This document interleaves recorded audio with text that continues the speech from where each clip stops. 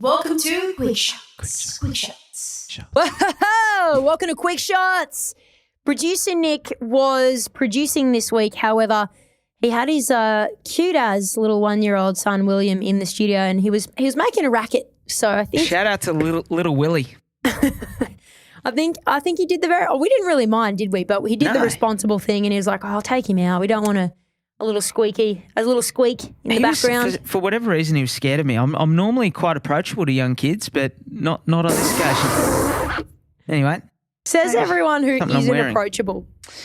Hey, we got a couple from Emily. They were so good. We had to include both of them. And then Danny sent us a great one as well. So go the girls. Go the girls. Danny actually, girls. Can I give a little special shout out to Danny? She emailed, as you said just before. She emailed me off the back of my last episode 2 weeks ago with Mitch and said, "Hey, you said you got that spreadsheet. Yeah, can I get my little pause on that?" She didn't say that. Sorry, Danny. But she said, "Can I get it?" And I said, "Yeah." And I sent one, and then I was like, "Oh, but here's another one just in case, one's more like this and that." So, Danny, love the decorum. Thank you for the back and forth. And I'm going to actually give your question to James because he answered it in his pod last week. I don't know if it's because I blog. I'm just so engrossed in our podcast. Yeah. Oh, yeah, that's right. I'm glad you haven't got a side pod there. Hey, but James, I don't know if Danny's question prompted you to make your blog about this last week or if it was just serendipitous. I got the question afterwards. Like after Danny sent it, I did get it from a couple of people because the Queensland government did announce some changes to land tax. And that was the crux of Danny's question. What do the changes mean? And can you... I believe she asked us just to give us some thoughts. I'll say it so you can give us your thoughts. But basically, hands off my job, would you? She said, listen, a topic I'd love to hear about because it has been a bit of a question of mine is around the Queensland Land Tax Laws or their proposed laws.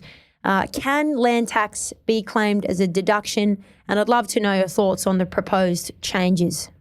Yes. And so land tax, for those not familiar, is a tax that you pay on investment properties only. So your principal place of residence is exempted. It is and has traditionally been a state-by-state tax. So you only pay land tax on the land that you own in each respective state. The Queensland government have made a change and they're the first state to make this change where there's a threshold, like a minimum threshold of land you've got to own before you pay land tax around the country in each state. They have gone a little bit further so that now it doesn't just cover land that you own inside of Queensland.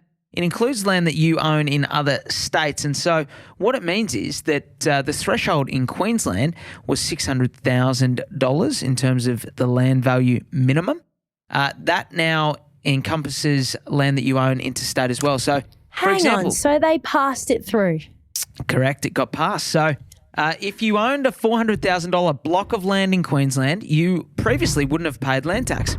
But if you owned a $700,000 block of land in New South Wales, for example, you now have to pay land tax. So they look at the land that you own in Queensland, $400,000, the land that you own in New South Wales, $700,000.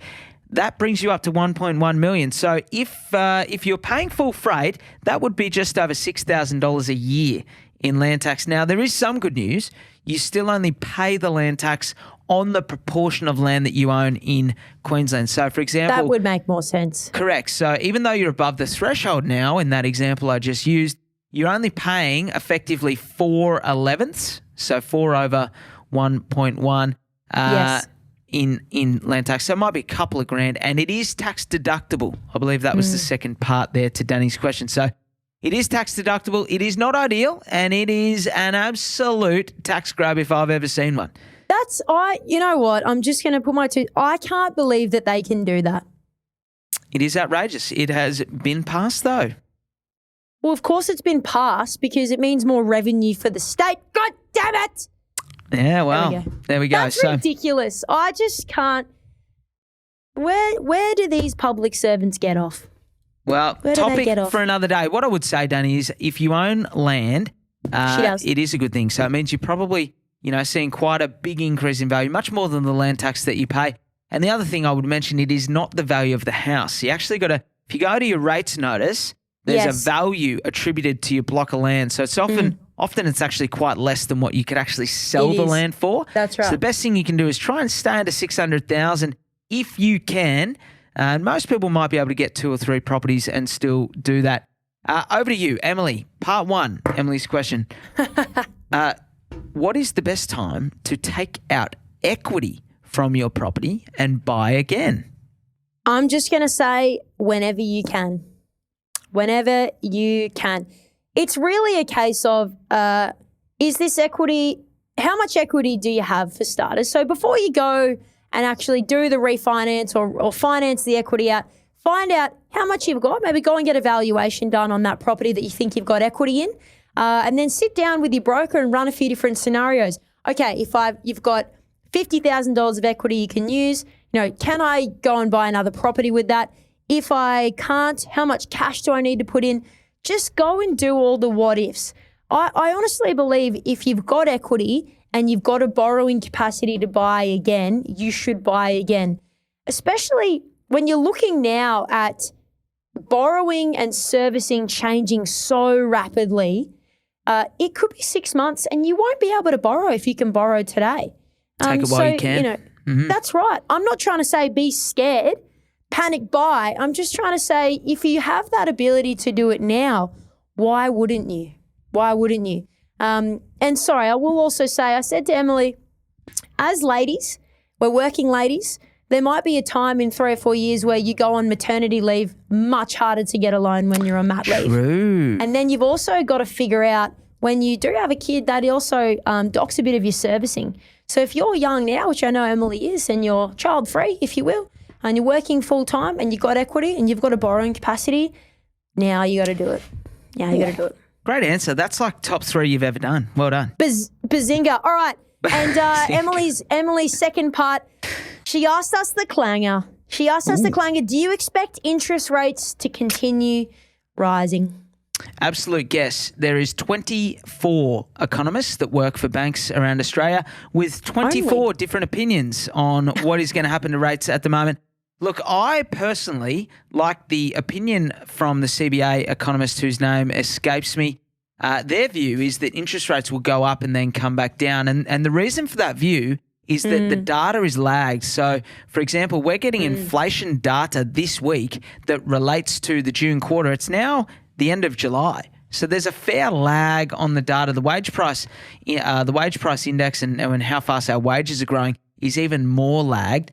So their view is that because there's such a lag in the data, the Reserve Bank will put the rates up pretty quickly, and it won't be for another 2 or 3 months till they see that they've maybe gone a little bit too hard, and then they'll bring them back down again. So I liked that view from the Commonwealth Bank. It is a guess as much as anything, but I could see rates going maybe up another 1% and then coming back down maybe 0.5%.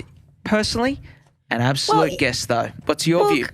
Well, cuz don't they say on our interest rates being what we will pay with the bank is pretty neutralised at about 5 to 6%?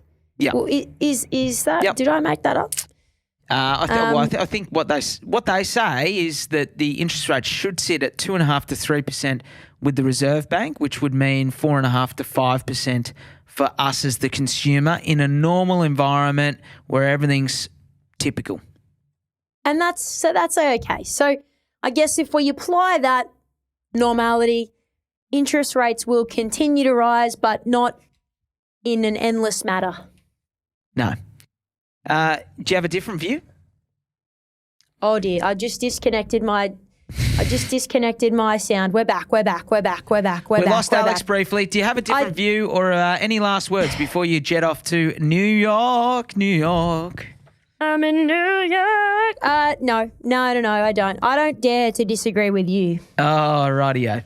Hey, thank you to both Emily and Danny. Some great questions ladies. Today. And anyone who has got a question, please hit us up. We check the social handles, our messages. Email's increasingly popular form for people to send them in. And we'll miss you, Alex, but we will be absolutely busting to have you back in a week or two. I'll do my best, Cuz. I'll do my best. I'll bring you back a little key ring. Ooh. Thanks for listening to another episode of The Double Shot with your favourite cousins, Alex and James Fitzgerald. If you've got a burning question or something we absolutely need to talk about on the pod, please write to us. Both of our emails are in the show notes.